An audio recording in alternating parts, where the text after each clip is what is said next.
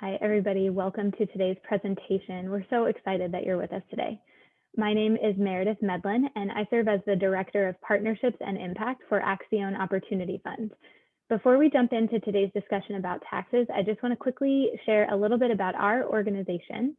At Accion Opportunity Fund, we work closely with small business owners to provide them with fairly priced loans, as well as educational resources, coaching, and network support.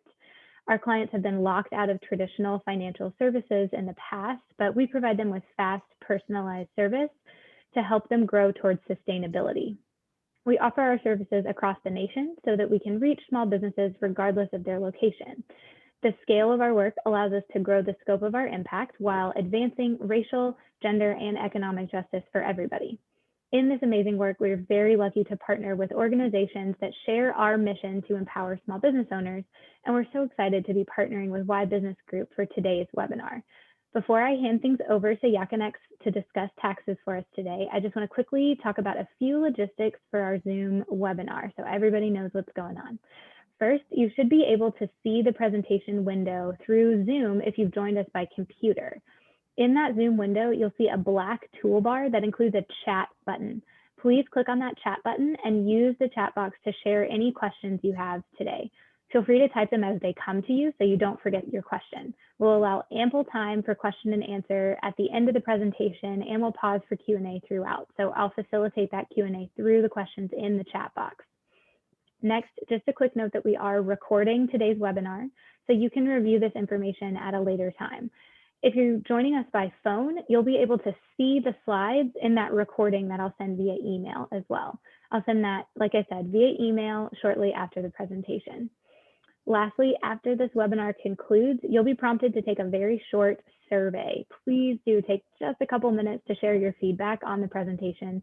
We really do value your opinion. All right, all of our logistics are out of the way, so I'll hand things over to our expert presenter, Yacanex Posadas of Y Business Group. Thanks for joining us today, Yacanex. Thank you. Thank you for having me, and I'm excited to be here as well. Today, we're going to go ahead and be talking about small business taxes. I want to set the stage that this will be really geared toward sole proprietors. The majority of folks are sole proprietors or their LLCs, but they generate all of their bookkeeping as sole props. So those that are corporations, for example, won't apply as much to you versus those that are sole proprietorships. These are the topics that we're going to be chatting about today. We're going to go ahead and be talking about common deductions, the profit and loss statements, the breakdown of the different taxes and importance of bookkeeping. I like to give a lot of different examples, and you can go ahead and send your question whenever. Currently, I'm born and raised in San Jose. I attended San Jose State, studied business. I teach over at Santa Clara University, and I also give a number of different workshops around this topic throughout the county. So I love to teach is what I do. So these are the 4 areas of taxes that generally people get confused about. So I want to go through them to set the stage. So as we talk about these different topics throughout this next hour, it makes sense a little bit more. Sales tax. Sales tax is generally something they collect on behalf of the state, and you have to generally either file it annually or quarterly for the most part. We have payroll taxes, taxes that you pay for having employees. If you don't have any employees just yet, it will be a tax that you will be taxed upon if you have any employees. And then self-employment tax, one of the most critical parts of having a business, right? Well, what does that mean? How do I calculate it? Especially for first timers, right? This doesn't make a lot of sense. So again, we're going to dive a lot into that actually. And then the business tax license, why is it called the business tax license? So we'll get that as well. To start off with, I want to go ahead and explain the difference between employee and independent contractor. There are differences. For the most part, an independent contractor can be considered self-employed, also known as a 1099, and we'll talk about those as well. So for those that are first-time small business owners and going to go ahead and file their taxes for the first time, there's a little bit of difference how taxes work. On the left-hand side, traditionally, if you are an employee, you have like the wages where you generally get you're supposed to get paid this much. The government takes their part and you're given with a net pay. However, if you're self-employed, you are the employer per se, you have income, right? What you've sold, but before the government takes their part, they want you to go ahead and first pay your expenses and the leftover is where you're going to be paying taxes upon. So it's a little bit different, right? So now that we have that out of the way, well, let's break down what employee taxes would look like when the payroll. So when you have an employee, there's two parts. One side is going to be the employee paying half of it, and you paying the other part for having the wages upon that person. So what is the self-employment tax rate? It's 15.3. It's probably the easiest way to go ahead and just estimate like 15% is the way to go. You divide half for you, half for the employee. That's what you're going to be paying. So what would that look like in terms of math?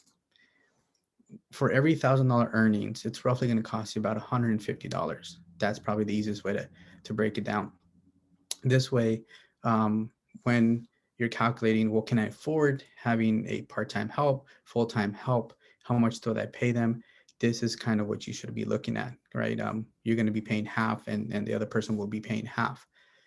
The other challenge, though, this does not include workers' compensation. Depending on where you're at, it may or may not be required by your state. California, it is. So anytime, even if you have one employee part-time, you do have to go ahead and pay workers' compensation. So keep in mind, this right here does not include workers' compensation. That would be different.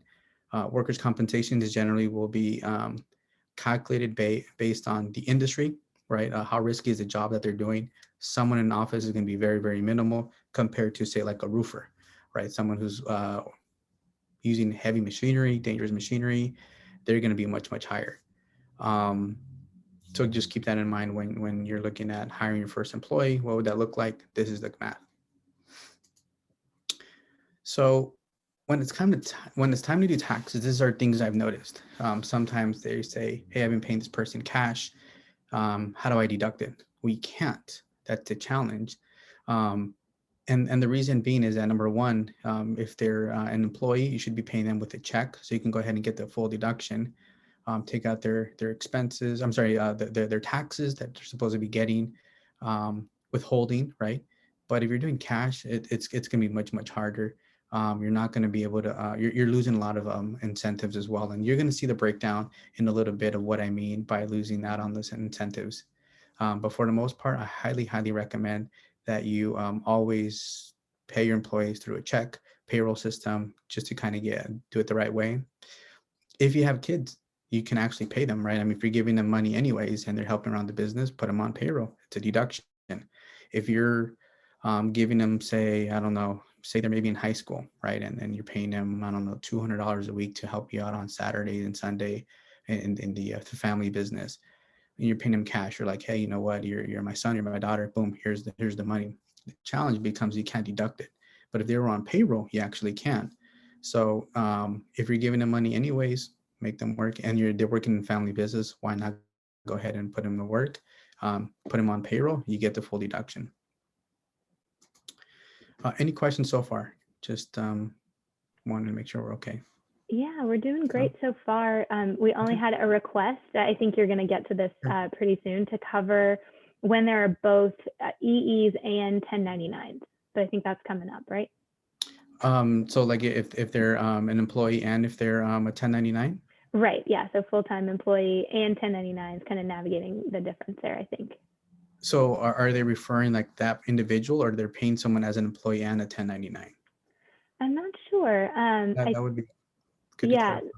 Yeah. All right. So we'll see, Kelly, if you could clarify your question there about the difference. And then we have one question from Erin Cates wondering, she says, I paid a person from my business checking account, but not through an actual payroll system. What does that mean for that tax deduction you were just sharing? So for example, say you're paying your plumber, right? They came to do some work on your at your facility, and you pay them through ACH, or you paid an invoice that way. That would be a service, and you'd be able to write it off. If you're paying them as a 1099, which is an independent contractor, we'll actually go through the forms that you need to fill out before and after, and then so we'll cover that as well. So it's a good question, but we're definitely going to get to that. I like it. All right, great. So here's what I call the magic formula. I'm going to present it here. We're going to go through a number of deductions to kind of give you guys real life examples. I'm sure if you Google like top deductions, they're pretty generic. You're like, well, I mean, can I use this? Can I use that? So I'm kind of going to go into details to see what you can apply to your own business and see how you take advantage of that. So I'll present it now, and then I'll present it later when we cover all of it. So generally, again, you're not taxed on your sales, but rather on the profit. So many times people are saying, well, I'm not going to report everything because frankly, the government's going to take everything. Well, I mean, if you're doing good bookkeeping and they're legitimate expenses and so forth, like just like here, the example here, you don't get taxed on the 30,000, not on 100,000. So it's important to really understand what those things are. So let's go into some deductions.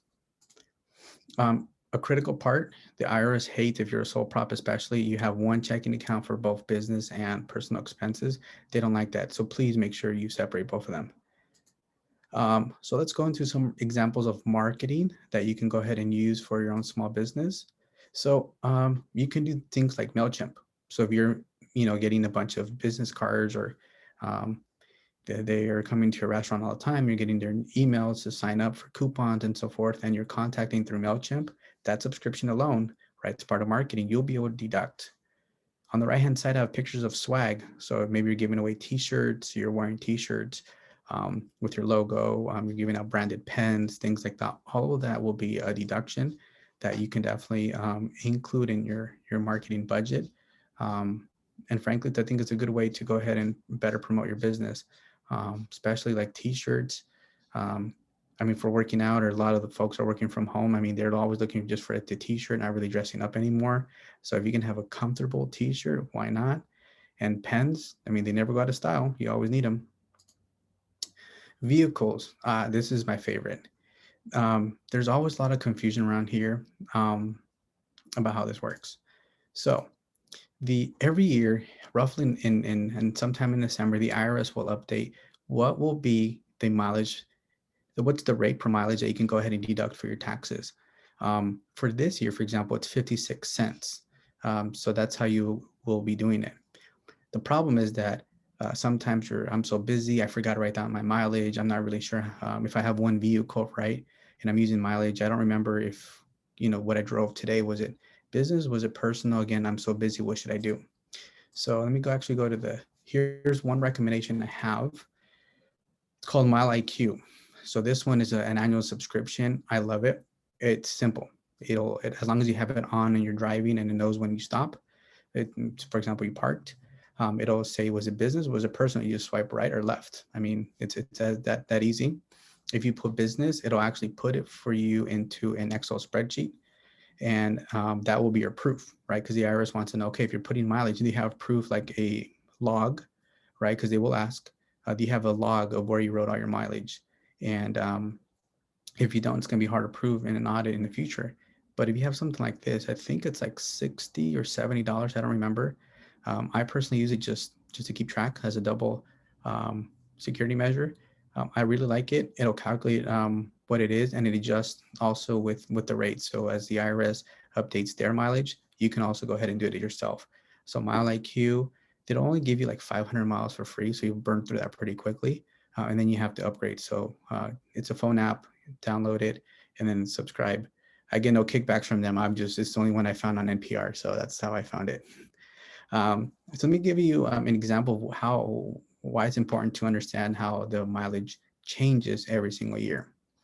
So in 2019, it was 58 cents. And what the IRS does, they kind of do an average of, okay, what was gas like for the year? What's like maintenance? And then they do their own calculations, and then boom, that they'll tell you this is what it's going to be. So look at 2019, 2020, 21. You notice it changes every year. I did an example of what it would look like if I did 12,000 miles, about 1,000 miles a month.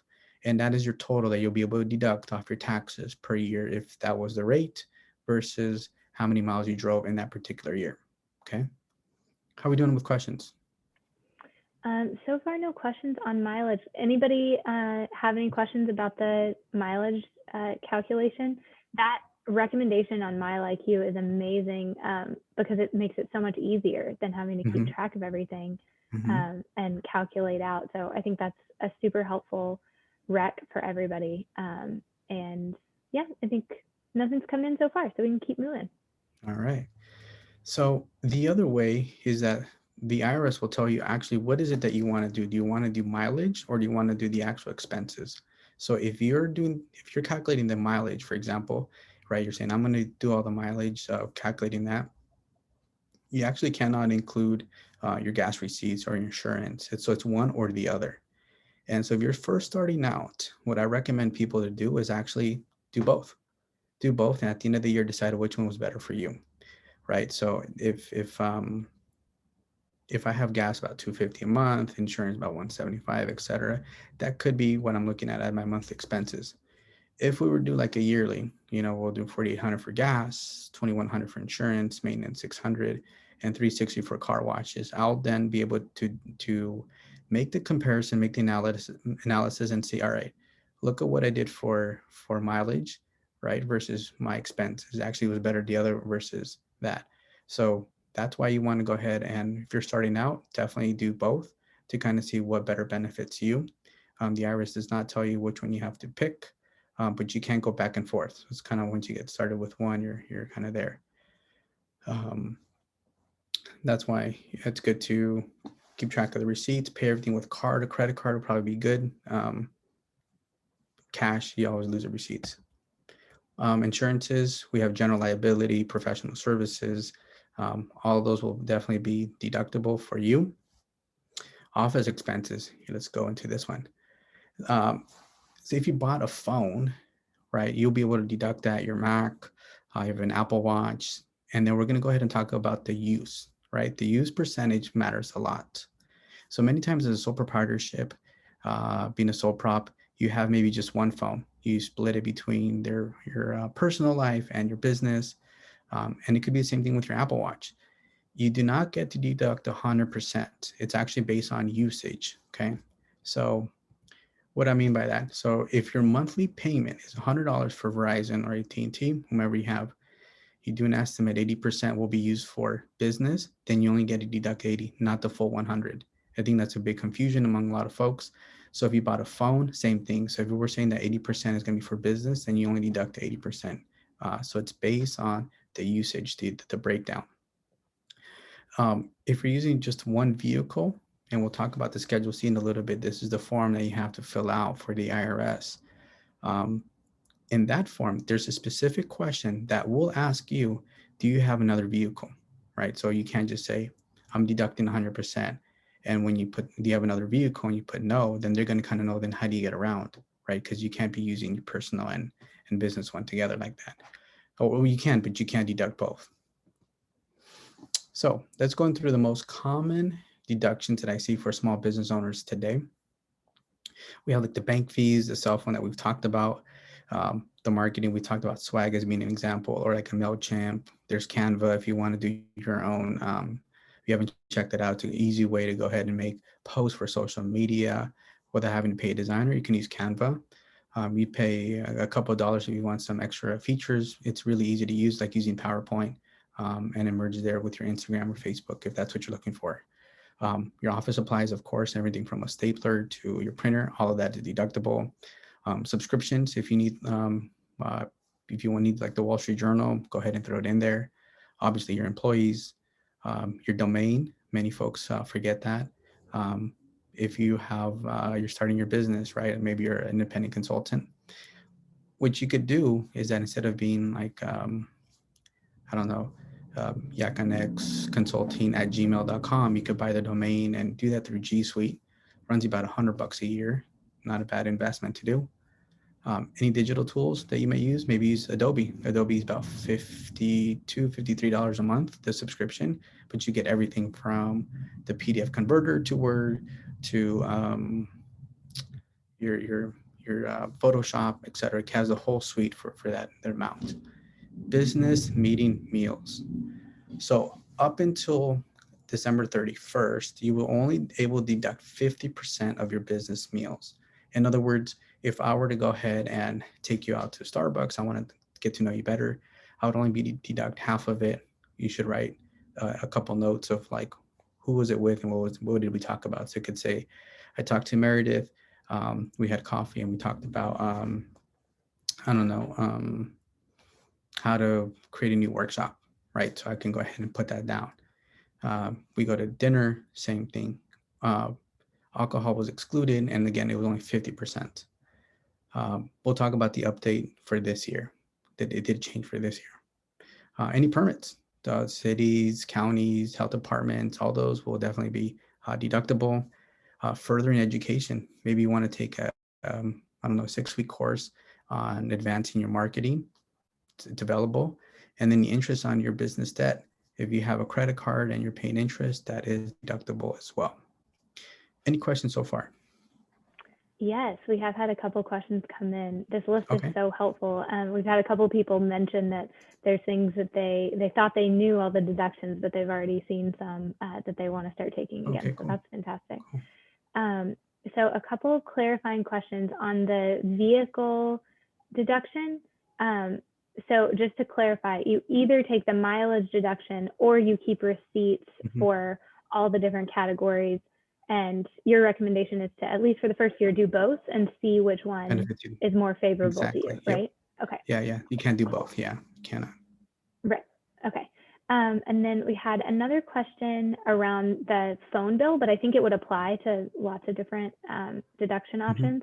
How do you pay or deduct for 80% of the bill? Would the business owner need to make the payment on a business card for 80% of it and then make the other 20 on a personal? Or how do you actually pay for that and then have the paperwork for it? Yeah, good question. So you can simply pay with your card. And then when you're putting into your, and we'll talk about accounting software, you just kind of make sure that you're going to deduct that at the end of the year before you kind of send it off to do your taxes. So keep that in mind. So if you are doing 80/20, then feel free to pay for all of it. But remember, that's going to be a big difference on keeping track of that. So that will be for everything. I mean, if you're using, say you're using, like, for example, like you said, this will apply to other things. So using the gas and the insurance and everything, and 80% is for business, 20% is personal, same thing. You're only going to use 80%, not the full 100 when you're putting into your bookkeeping. Okay, gotcha. So you can pay for it all through your business account, but the deduction is where the difference comes in. Yep. Okay. And then we had another question, which I think you might get to if you mentioned accounting software.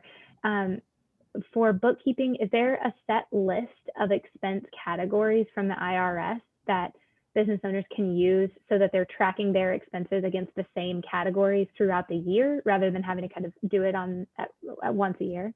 No, that'd be nice. No, yeah, no, you would, and we'll talk about it. So what happens is the Schedule C, which is the form that all sole proprietors have to fill out when doing their taxes, there it only kind of breaks down to certain categories, and it's kind of like up to you to define what goes in there, if you will, right? They'll give you an examples, but I mean, it's not in their interest to kind of give you like the whole playbook, because then the more expenses you put, the less you kind of pay the government. Then so it's not in their interest really, I guess, for you to clarify everything. But the Schedule C gives you a good parameter about things. Actually, a big myth, now that I remember, I was thinking about what are some myths that I hear a lot every year or commonly. One would be that as a sole proprietor, and we talk about business meals, they're saying, well, I have to eat, right? So every day I'm saying, like, I'm landscaping, I'm out there, I'm far from a microwave or something.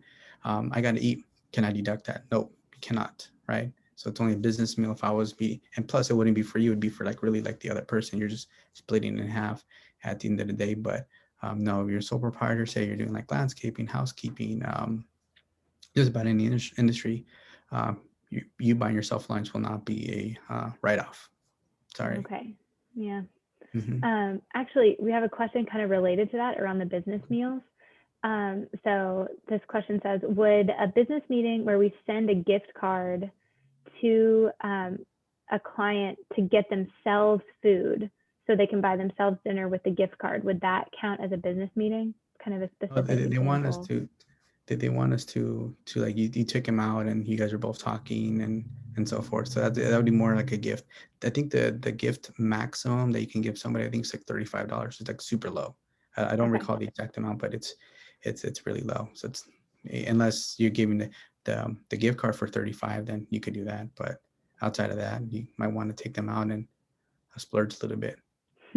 Okay, gotcha. So it has to be an actual meeting where there's work happening to count as under the business meeting deduction. Okay. Just a couple more and then we can move forward. If somebody's working toward building their business, and so maybe I think this means they're probably pre-revenue, would they still be able to deduct some of these expenses? If they've like launched their business, for example, say you pulled permits like your business tax license, fictitious business name, and you're going to file the Schedule C, then you would be able to. But most people wait, right? I mean, because there's fees associated with that, and if you don't have the revenue, so that becomes the issue there. Plus, you can't be negative too many years before the IRS considers you a hobby. Interesting. Okay, good to know. All right, another question on mileage. Esther's understanding is that bridge tolls and parking expenses are deductible even if you choose the mileage option on the vehicle calculation. Do you know if that's correct? Breaking the law does not count as a write-off. So speeding tickets, red lights, parking, because they don't want to encourage you to break the law. So if I can write off like parking, I don't know, in the red zone, because it's perfect right in front of City Hall, I'm going to do it every time. That's what they want to kind of avoid. So as a result, anytime you're getting a fine, it will not be deductible. Okay, but other toll, like just regular tolls to get on the freeway or things like that, they're still deductible. Okay, yeah, that's a good differentiation. All right. Okay, I think the rest of these questions are about things you're going to cover in a few minutes anyway, so we can keep moving. Okay, very good. So now that we've kind of gone through like some of the examples of what's deductible, what's not, let's go a little bit more into the taxes, right? So if I'm $30,000 in profit, what does my tax bill look like at the end of the year? And frankly, what a lot of people don't know is that you're actually supposed to be sending 3 times a year an estimated amount of what your profit's going to be. But most people choose to not pay anything throughout the year and just wait till tax time and pay it. It's a small fine. For something like 30,000, you'll probably pay like 120 bucks. It's not much, but technically you're supposed to be 3 times a year. You'll be sending an example of an estimated amount of what your bill should be. So maybe you're sending 4,000 and then 2,000 and 1,000, whatever the amount be.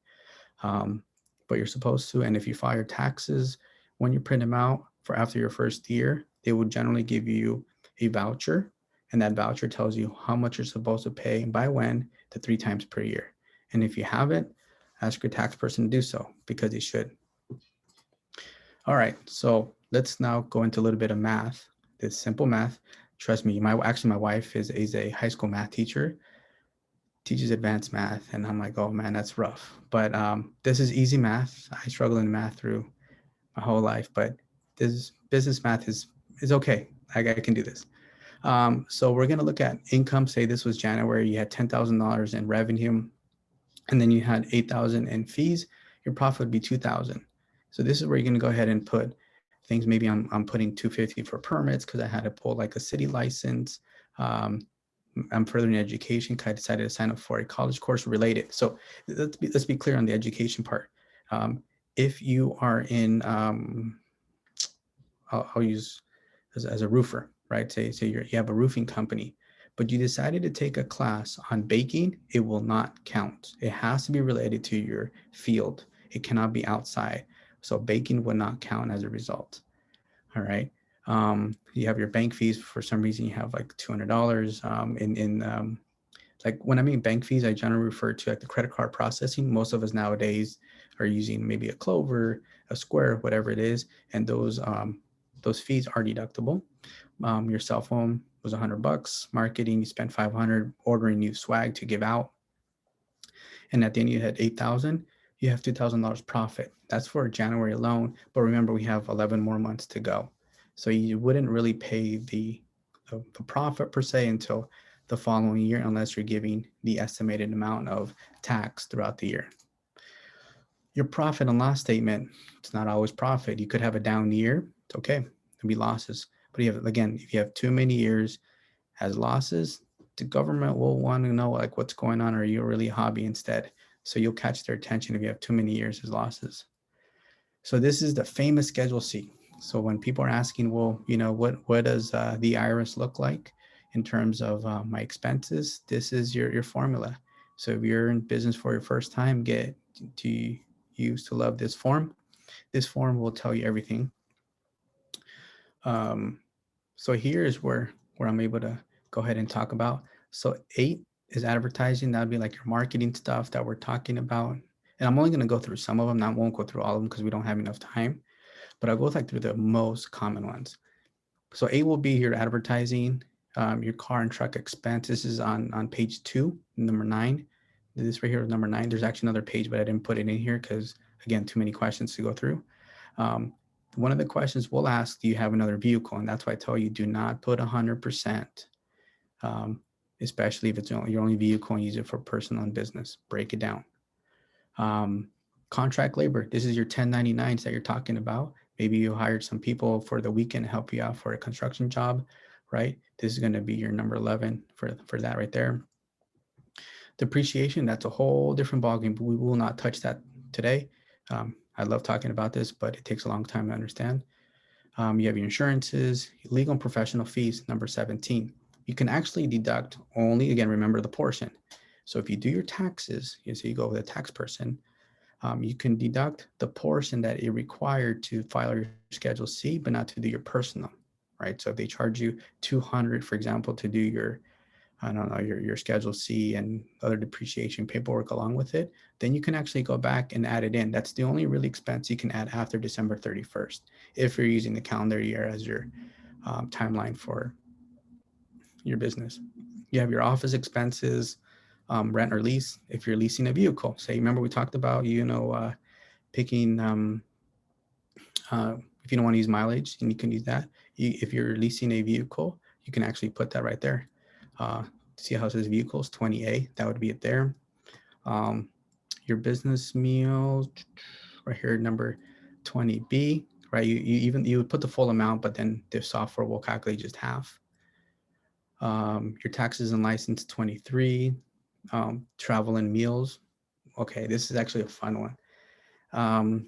We will say that the annual convention is in Las Vegas, but you gotta pay and register for this convention. So say you're in the Granite, the folks that put Granite, and there's actually, I think, a convention at the end of January. And what happens? You register that whole trip for you.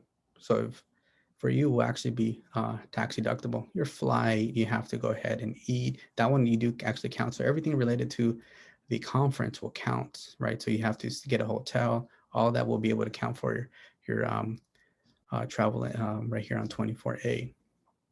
And then 28, what's your total expenses? And then we're going to go ahead and 31 will hit your profit. I skipped different parts. Again, this is what you would kind of look at. The Schedule C is your best friend. This is kind of where you manage your expenses. As you could tell, it doesn't really give you too much there. The IRS website will give you some help, but not 100%. This is your 1040. If you're a W-2, you're line 1, but because we're a business, we're actually going to be down here.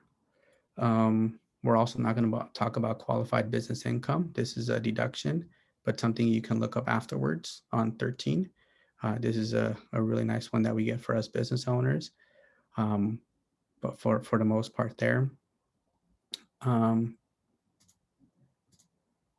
PPP. So some of you got the PPP last year. I hope you did. And if you haven't, apply. There is still time to get it. In December, they signed it that the PPP, that money that you got that became forgiven or will become forgiven, is actually tax free. And on top of that, what they threw in there was that the expenses that you use to maybe pay your employees, your insurance, workers' compensation, will also be tax deductible. So yes, you're also allowed to double dip.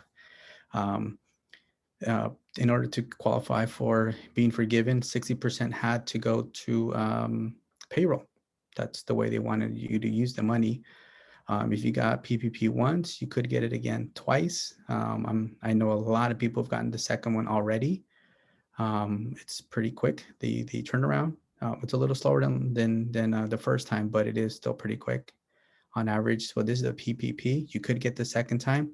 The only difference for that one, side note, they're comparing quarters to quarters. So with 2019 and 2020, one of the quarters, right, in 2019, when you're comparing to 2020, has to have at least a 25% deduction in revenue for you to qualify for your second. If you're in the food industry, instead of getting 2.5 months, you can go to 3.5 months. So that would be good for you. So this is now, as of January 1st, your business meals are now 100% deductible. So, hey, even more encouragement to go out and have more meetings. So you're going to be able to take advantage of that. I suspect it will become permanent once it's time to look at December 2022, because Congress always waits to the very last minute to make a decision. I anticipate at that time is when they'll make it permanent. But for now, take advantage. California minimum wage. I really don't know where everybody's located, but we will end up being eventually at $15 an hour in the state of California. But it matters if you have less than 25 employees, it's 13. If you have 26 or more, it's 14. Some cities are already at 15.45 or higher. So you check with your local city. Whatever's the higher wage, that's what you have to pay.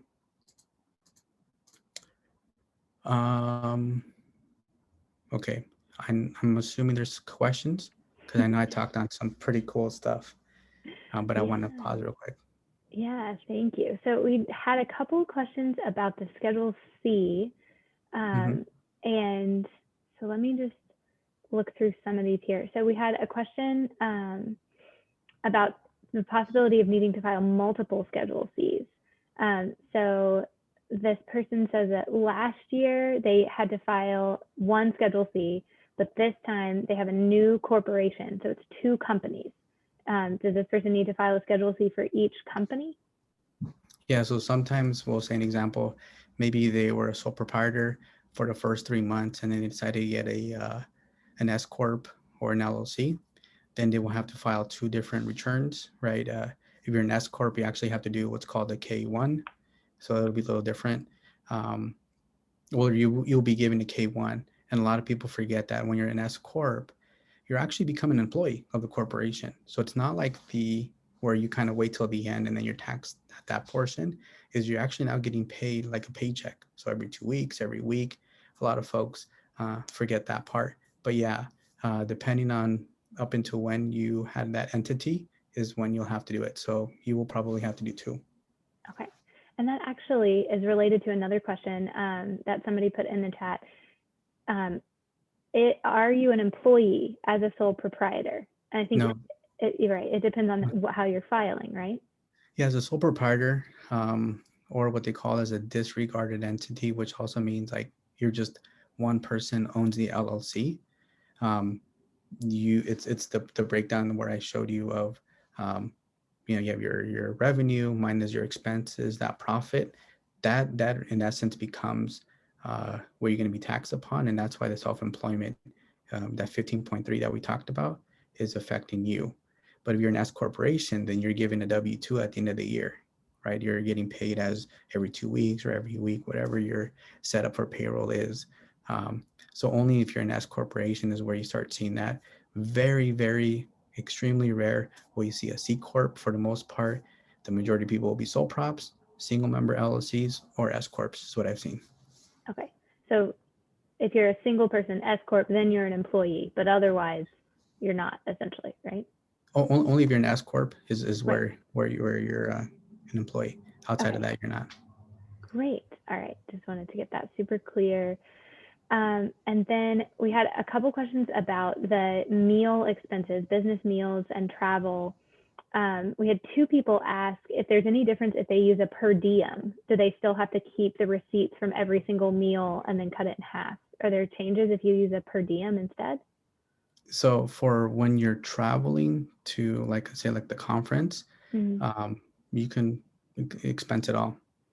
So Okay. it's more beneficial to use it that way. So if you're in Milwaukee, I got to go to Vegas to this thing. I'm gonna go ahead and throw everything in there. So that's what I would do.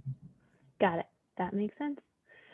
Okay. And then We had a question about PPP. Could an LLC that lost money last year apply for PPP? Yes. Yes, Jones, yes. because you can for the second round, they're actually letting you pick between using your 2019 revenue or your 2020. Mm-hmm. The only thing you have to do is make sure that one of the quarters lost at least 25% comparing. So you have to say, this is my 2019 Q1 versus my 2020 Q1. It lost that. You pick the quarter. They don't even tell you, but one of the quarters have to do it. You have to make sure you sign it and date it, and then you send it on. Okay. Perfect. All right, let's keep moving. All right. So here's a W-9. So to the person who said like, hey, I paid somebody, how do I make sure I deduct it? So generally, if you pay anybody more than $600 a year, you got to file a 1099 for them. But in order to file that, they need to fill out this form right here. It's called the W-9. So you'd put their name right here. As you can tell, it's asking you are the individual sole prop or single member LLC, what we just talked about, as some folks are. You'd put their social or their EIN. We'll say if somebody that you hired has an ITIN, does not have a social, you just put them here in the social security number. There you go. Okay. This is what most people are used to seeing, what's called a 1099. And this has been used for a long time. Only this year did we change it to an NEC. So if you're trying to see like what was the difference, they updated it this year. This is what you have to give them now. It's the 1099 NEC. The 1099 MISC still exists. As you could tell, there's different ways of how you would use it. Rental income, etc. Okay, so don't use this one no more. Use this one starting this year. This is a copy of a W-2. As we mentioned, this is what you would give at the end of the year to your employees. This is why you put them on payroll. This is an example of a business tax license. People are saying, well, what kind of tax do I have to pay? It's not really a tax, it's just a permit. City of San Jose is pretty expensive. It's not $150 anymore. It's like $202 when other cities neighboring are only like $50 or sometimes even free. But San Jose is one of the more pricier ones. Here are the important filing dates. If you did not do your 1099s by January 31st, try to do them the sooner the better. They were due on January 31st. Why did they up them? Well, they want to make sure that, say somebody was a W-2, right? And they were doing side jobs for somebody, and that's why they were given a 1099. They want to know that when they go do their taxes, they're going to do both of them. So this is why they moved them up to January 31st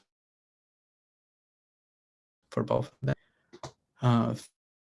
First day of doing taxes, officially e-filing. The IRS just started about a week ago. March 15th, this is for the S Corps and LLCs. Remember, if you get an extension, it does not mean you get more time to pay. The clock continue running with interest for the amount that you owe, okay? So keep that in mind. It does not give you more time to pay. You're still gonna pay interest. And then say you're a sole prop, you actually have until April 15th, okay? The rest of the folks, March 15th, which is pretty quick. So if you haven't really kind of noticed it, I hope after this call, you get on it. Some bookkeeping ideas. If you're low volume, you can follow like a Schedule C. Excel spreadsheet is fine. You don't have to put like the date and everything, the physical copies there, or you can just print out your bank statements. Again, if you're low volume, you can probably do this. If you think you're higher volume and you need some software, here are some very popular ones.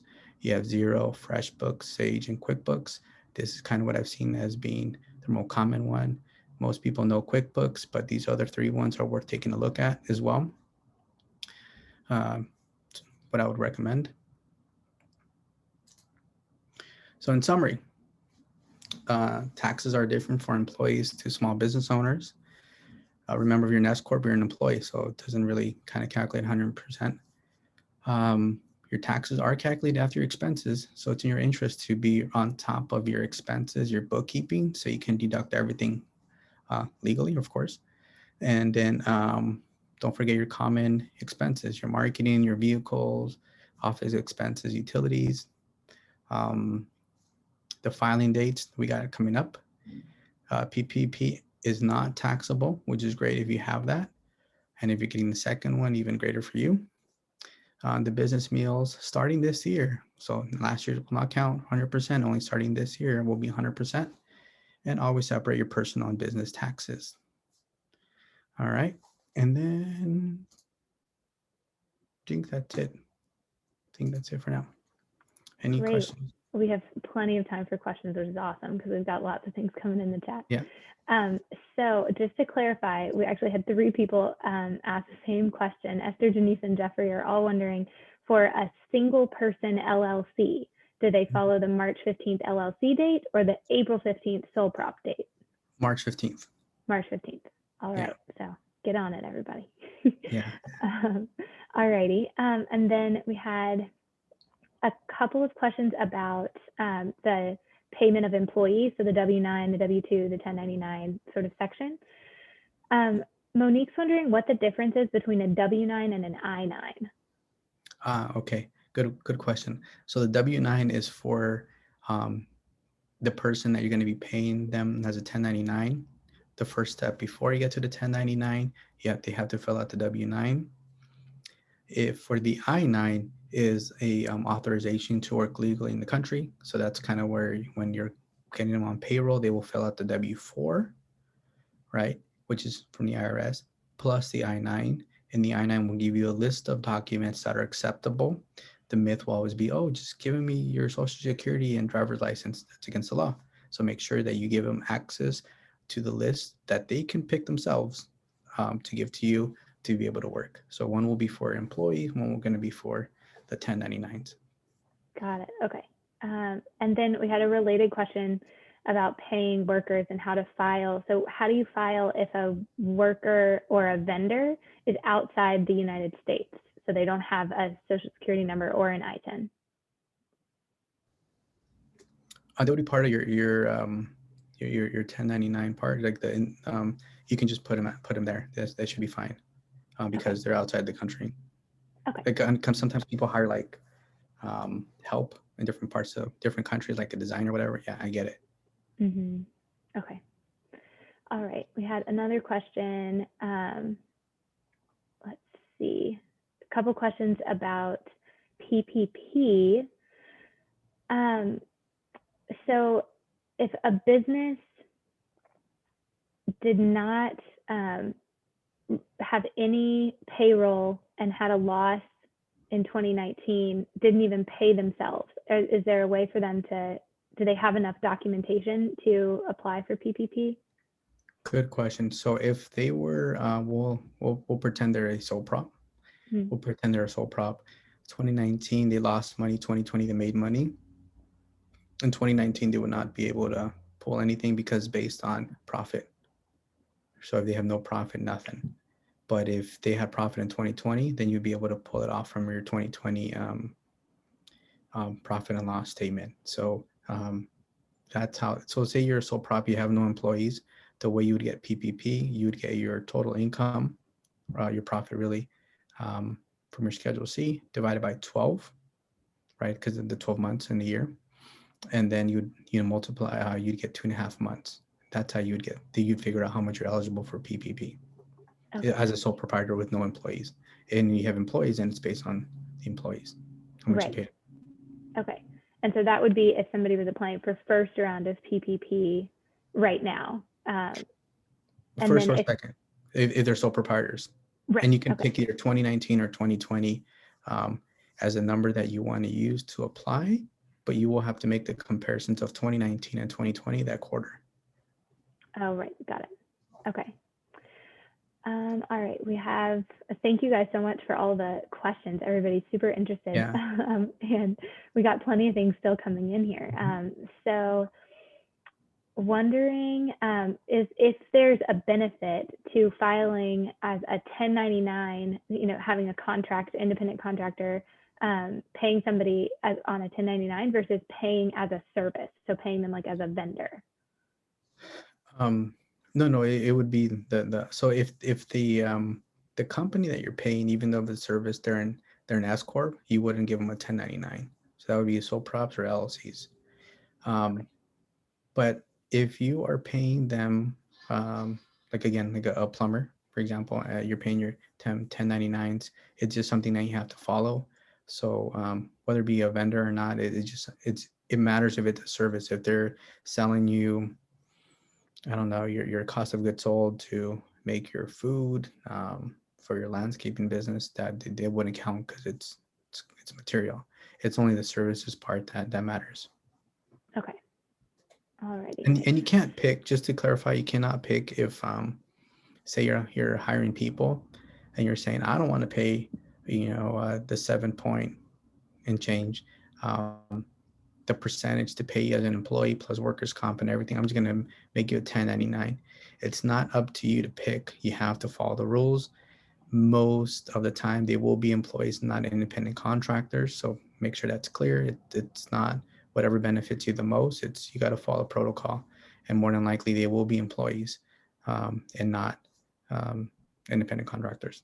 Okay. And that's actually something else that we've heard from a lot of people, a question on the employees versus independent contractors about PPP this year, that one benefit to actually having people as employees is they feed into your calculation for PPP. But if you're giving somebody a 1099, you can't actually count them as an employee for your PPP calculation, because somebody who That is files a correct. 1099 is an independent contractor, can get PPP for themselves. That's a very good point. There you go. It's a difficult nuance. All right, Joan has a question, another question about PPP. If she lost money in both years, in 2019 and in 2020, can she still do PPP? No. Right. No, because it's based on profit. Sorry. No. Okay. Well, wait. But they had employees? Oh, I don't know. Joan, jump in the chat and let us know if you have employees. We're talking about sole props with no employees, but if they have employees, then you'd be basing off the employees. Right. Okay. But it's no employees, it's sole prop and lost money both years, and PPP doesn't apply. Okay. All righty. We have another PPP question. If somebody set up an LLC in December 2019 and filed a 1040 for 2019, in 2020 has earned income, but in 2019 has zero income because just set up the LLC in December, can this person qualify for PPP second round? So had income in 2020 from the business, but didn't in 2019. No, it's just because the comparison part, you got to show 25%. Yeah, and they're going to show zero because they will verify. So just to kind of be clear, you're like, well, I'm just going to modify my own profit and loss. And so they will actually contact the IRS to pull your tax return. And if they see that you had nothing on it, then that's how they're going to find out. So it's not like they're taking your word for it. They will verify. Right, for sure. Okay. All right, and then we have, I think we'll have time for just one or two more questions here. We had a question about a voucher for first-year business owners. Have you heard about that voucher? Yeah, I haven't either. And then we had a question about where we can get copies of all the forms that you showed. They're all on the IRS website, right? There's a place to download all the forms.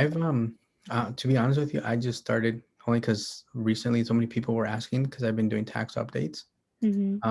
So on my website, they're in Spanish, but the links are in English. If you go to my website, you will have the W-9, W-4, I-9, and we're adding more. So we're just kind of making a list because people always say, can you email me? And I got tired of emailing so many people. So I just put it on my website. But if you just go there, you'll be able to find under, and then I think there's a button you click to make it English. But yeah, it will have a whole list of it under resources. Okay. Yeah. That's perfect. That's super helpful. And people can get in touch with you if they have specific tax questions through your website too, right? Yeah. We're continuing putting information on there just so people have a better idea. It's really scary as a small business owner. You don't know who to turn to. I get it. So I want to help. Yeah, absolutely. All right. I think we've got time for just one or two more questions. Oh, we had, this one's kind of interesting. For a business that had very small losses on their tax returns for 2018 and 2019, And then of course in 2020 had it lost because of COVID. Could they have problems? Are they getting close with the IRS considering them a hobby? I imagine there might be some kind of special consideration for 2020 because everything is so crazy. Generally, it's like, and then you can look this up too in the Washington Post. It came out in November that they want to increase this year, like small business audits. So if you just look it up on Google, like the Washington Post, IRS, small business audits, they want to start increasing them starting this year, which I think is interesting given of what's going on. But for the most part, if you have 3 or 5 years with losses, it's kind of when they start suspecting like, well, how are you living? How are you sustaining yourself? So Right. that's where you kind of start catching their attention. Okay. Got it. That makes sense. All right. And then just to reiterate, I think we talked about this, but it seems like there's a lot of folks who are joining us who are single member LLCs. And so what tax form did they fill out and when do they have to turn it It's in? just a Schedule C. It's just Perfect.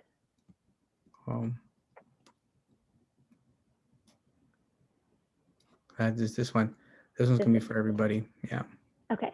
So single person LLC or a sole proprietorship just fills this form out. And then for single person LLC, this form is due on March 15th, but then for sole prop is due April 15th. Yep. Right? Yep. Okay. Yeah. So this is the form. Perfect. That's where it all starts. That's where it all ends. Mhm. Schedule C is the most important. Yeah. Even for PPP and everything, they're gonna ask for this. So that's what I'm saying. Get used to this becoming your best friend. It's you're gonna use it for the rest of your life. Yeah, for sure.